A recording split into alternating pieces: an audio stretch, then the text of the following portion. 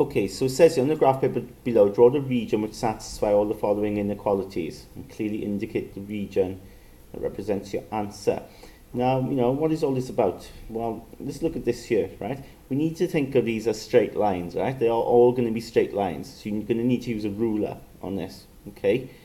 They're not going to be curves, okay? Curves are only when you have like x squared or x cubed or 1 over x and things like that. But here, you've got nice sort of linear terms here, okay? You will always have straight lines on this question. It's important to remember that, right? It'll always be straight lines. Now, the easiest one to actually draw to start with is this bottom one here, right?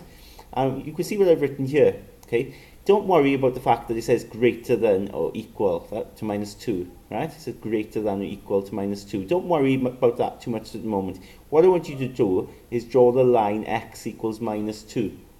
What we need to do is go to the x-axis, okay? And, you might be wondering why I'm choosing the x-axis, but quite simply, x is minus 2, isn't it? Okay, so we need to go to the x-axis where x is minus 2. So here's your x-axis, and x is minus 2 here, yeah? What we do then, we put a mark through it, right? Just like we would when we put a number line together, we put a mark to represent that number where x is minus 2. And that mark then, I'm going to get my ruler and just draw a line straight through it, okay? Vertical line, okay? Whenever you have x equals to something, it's always a vertical line, right? That's why it's really easy. That's why I went for that one first, okay? Often as well, they might have y, is greater than or equal to something. And again, that's easy then, because, if you have y is greater than 4, for instance, well, you go to where y is 4, here, and you mark it, and then you draw, in that case, a horizontal line, okay? So when you have y involved, in this simple situation, they're horizontal lines. But when you have x involved, like we've got here, right, x is greater than or equal to minus 2, you just go to where x is minus 2, as I said, mark through it, and it's a vertical line. Really simple and straightforward. Now, these ones are a little bit more work, right? X plus y is less than or equal to 6. But what I want you to do is think of this as x plus y equals 6 to start with, and then the same here, right? Y equals x upon 2 plus 3, right? So don't worry about that inequality when it comes to drawing it. We'll come back to the inequalities later, okay? So x plus y equals 6. Now we need to draw this.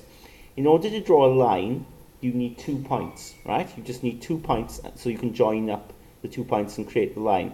Now what I'm going to do for this one, I'm going to write this here. I'm going to find my 2 points.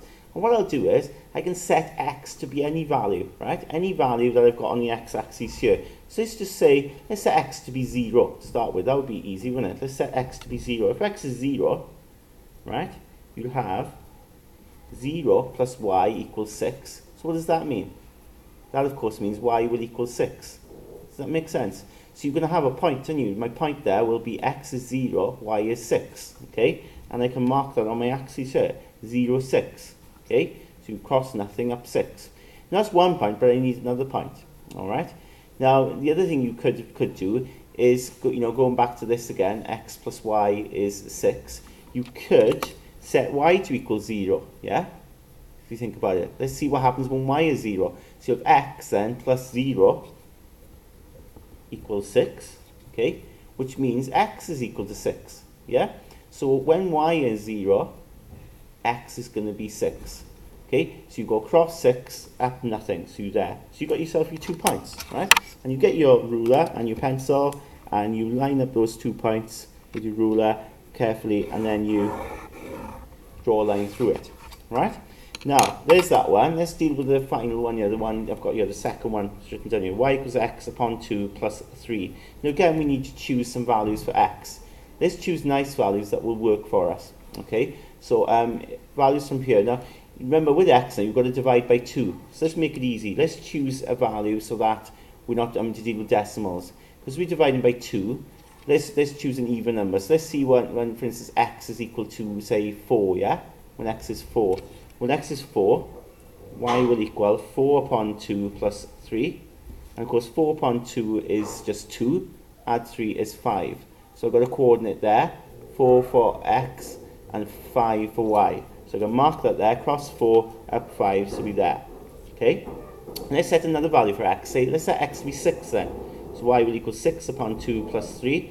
Now 6 upon 2 is 3, plus 3 is 6. So you've got my point there. X is 6, y is also going to be 6, right?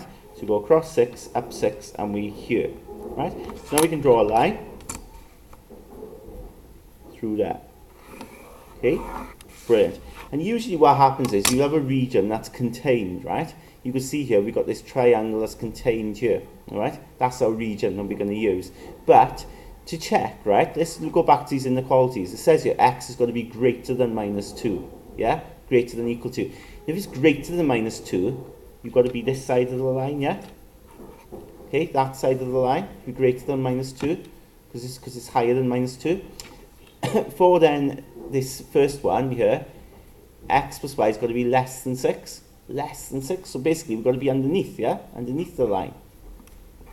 And then the final one, it said, didn't it, y, if we go back to it, y is going to be greater than x over 2 plus 3. In other words, we've got to be above, because we've got to be greater than. And if you put all this together, you'll realise we've got to be above this line, underneath this line, and to the side of this line. So indeed, it is this region here.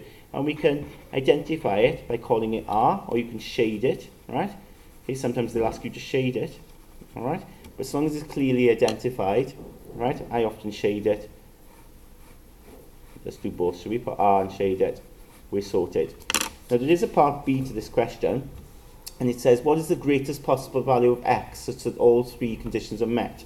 So let's look at this. Greatest possible value of x.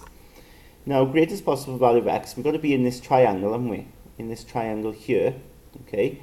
And greatest possible value of x, well, we need to go as far to the right as possible, and it will actually be here, won't it? Okay, it'll be on the line. Okay, we're allowed to be on the line there, and it'll be that number there. So what will that be? That would be 2.2, I think.